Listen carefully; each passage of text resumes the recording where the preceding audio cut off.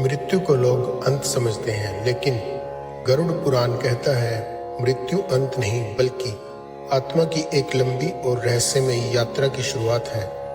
जब किसी मनुष्य का अंतिम समय आता है तो शरीर धीरे धीरे शिथिल होने लगता है, सांसें भारी हो जाती हैं, आंखों की दृष्टि धुंधली पड़ने लगती है और मन में एक अजीब सी बेचैनी भर जाती है।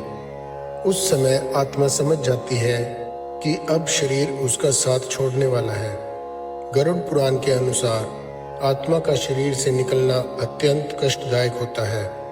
यह पीड़ा इतनी गहरी होती है कि मनुष्य उसे सहन नहीं कर पाता और मूर्छित हो जाता है। ग्रंथ में कहा गया है कि जैसे हरे पेड़ से पत्ता जबरदस्ती तोड़ा जाए, वैसा ही दर्द आत्मा अनुभव करती है। जब आत्मा शरीर से बाहर निकलती है तो वह अपने ही शरीर को नीचे पड़ा देखती है। वह देखती है कि परिवारजन रो रहे हैं, लोग उसके शरीर को नहला रहे हैं, सफ़ेद वस्त्र पहनाए जा रहे हैं। वह सब कुछ देखती है, सुनती है, लेकिन कुछ बोल नहीं पाती। उस क्षण आत्मा को पहली बार एहसास होता है कि वह शरीर नहीं थी बल्कि शरीर में रहने वाली आत्मा थी। कुछ समय तक आत्मा उसी स्थान के आसपास भटकती रहती है। उसे अपने घर, अपने प्रिय, अपने रिश्ते याद आते हैं, लेकिन अब वह किसी को स्पर्श नहीं कर सकती, किसी को पुकार नहीं सकती। यह अवस्था आत्मा के लिए अत्यंत पीड़ादायक होती है। इसके बाद यमराज के दूत, जिन्हें यमदूत कहा गया है, आत्मा को लेने आते हैं। गरुड़ पुराण कहता है कि यमदूतों का स्वरूप आत्मा के कर्मों पर निर्भर करता है।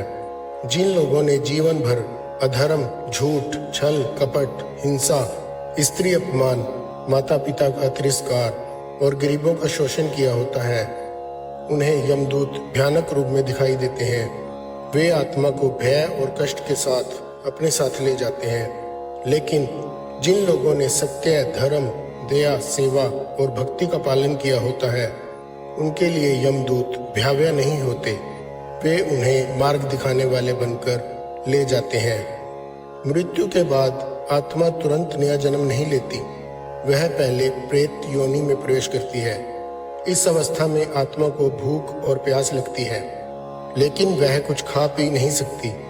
यही कारण है कि हिंदू धर्म में मृत्यु के बाद पिंडदान, तेरहवीं और श्राद्ध का विशेष महत्व बताया गया है। इन कर्मों से आत्मा को तृप्ति और शांति मिलती है। गरुड़ पुराण के अनुसार आत्मा को यमलोक तक पहुंचने में लंबा और कष्टदायक मार्ग तय करना पड़ता है। यह मार्ग अंधकार, कांटों, तपती भूमि और भय से भरा होता है। आत्मा को प्रतिदिन अपने किए कर्मों का स्मरण होता है। जिसने जीवन में दान नहीं किया वह भूख से पीड़ित होता है। जिसने दूसरों को दुख दिया वह स्वयं कष्ट भोगता है।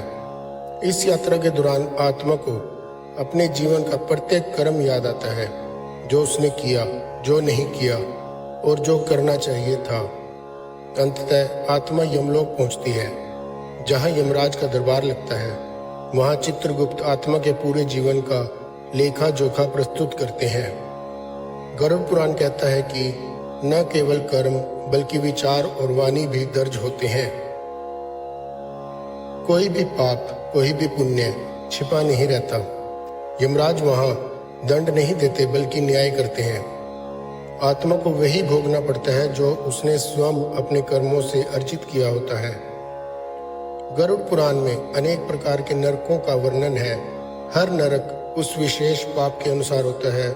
झूठ बोलने वालों के लिए अलग, विश्वासघात करने वालों के लिए अलग, निर्दोषों को सताने वालों के लिए अलग।